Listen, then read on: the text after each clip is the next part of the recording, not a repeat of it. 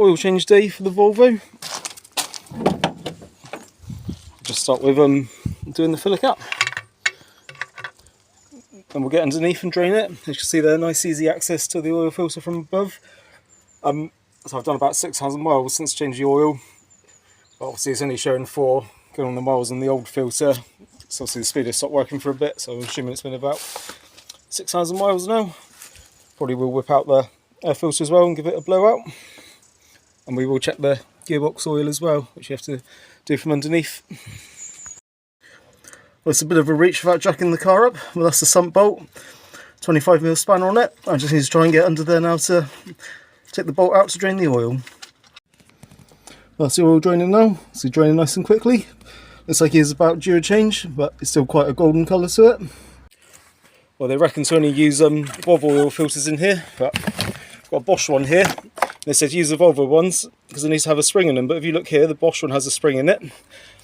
And when we first got the car, it had a Bosch filter on it, and I bought a manual oil filter because they said that's what supply Volvo, and that one's got a spring in it as well. So I reckon these are probably the same filters. See, spring in that. We'll do, just got to write the date and the miles on it, so I can remember when I done it last time, same as I've done on the filter down in there. All the way back in January, so 193,000 miles, 941. Well, that was really easy. I tend to just screw the filters on hand tight. I'll just put a wipe of oil around the rubber seal. I didn't bother pre-filling it because it is at a bit of an angle there. And obviously I'll just fire it up, leave it to idle anyway, and the light will soon go out. And get the sump plug back in now and get the oil back in it. Real nice, quick, easy oil change. Also, you want this car to last a long time. We're just giving the sump plug a quick clean up. It looks absolutely fine. Crush washer still looks good. Wasn't leaking before. Yeah, just tighten that back up with 25mm spanner. Nice and tight in there. Can get back to refilling the engine now. Well, it takes, it says in the manual it takes 3.85 litres, but you want to put in just over 3.5 litres. I'll just fire it up, switch it off, and then check the level and top it up. So we'll use this jug. Even somehow I still managed to make a mess today, but I think it's just one of those days. I'm just going to pop off the spring clips for the air cleaner. This front one's missing here, so I'll put a Beetle brake drum spring on it. Let's see, I don't need to film doing that. Well, that filter still looks like new. There's no dust in the box, so I'm just going to pop that straight back in and not worry about it for now. It's not even worth blowing it out. It's really hard to film the gearbox. There's a camera on the ground. You can see there's a drain plug and a fill plug down there. I've just removed the fill plug.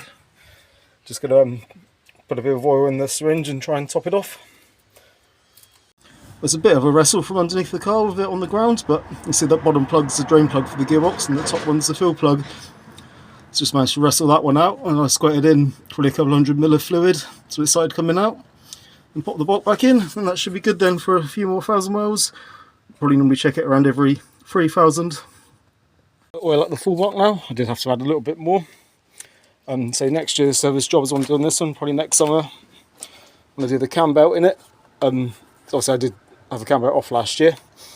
It looks alright, but just thinking it is an old cam belt, so I'd rather replace it. Also thinking I might replace some of the ignition components as well, because it does have a very lumpy idle.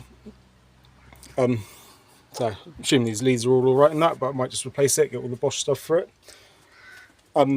We got the centre bearing on the prop shaft starting to go again. I've already replaced it, but the present ones aren't very good quality, so I'm just going to try and order a good make bearing in the right size. Hopefully that would do it. I think that's probably about it service wise on this one. I'm just going to check the back axle now. Just on the back end, I just bought an adjustable spanner, so I'll do the plug and see what comes out. So I do have a very slight weep out of the speed sensor, but I will do it at some point. But it's not a nice job on the floor. I don't know if I've got to remove this as well to get to it easier. That's the same as on the gearbox. We just filled that up, so oil started coming out. then just got to put the bum back in quickly, tighten it up. So some GL5 gear oil is in the back of these. That's the same as on the gearbox, we just filled that up. So oil started coming out, then just got to put the bum back in quickly, tighten it up. So some GL5 gear oil is in the back of these. Last one then, nice quick service of the Volvo. Always nice to change the engine oil and check the other fluids. Moving on to the Beetle next will be the next job. So I just cannot get rid of the terrible flat spot.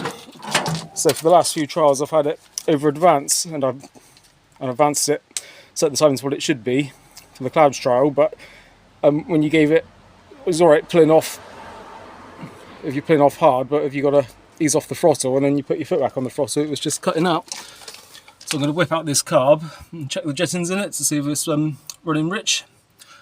I probably will give it another clean out as well, even though I've done that lots of times. But yeah, also going to get some, connect up the heat exchangers back up, so we've got the hoses for there. Oh, we need to order the hoses for there, I see they do plastic ones now. And then we've got the hoses that go underneath.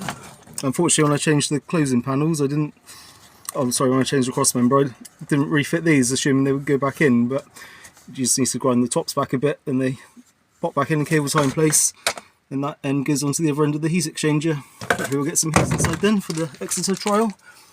So it's just those few little niggly jobs really, and we should be getting somewhere with it again.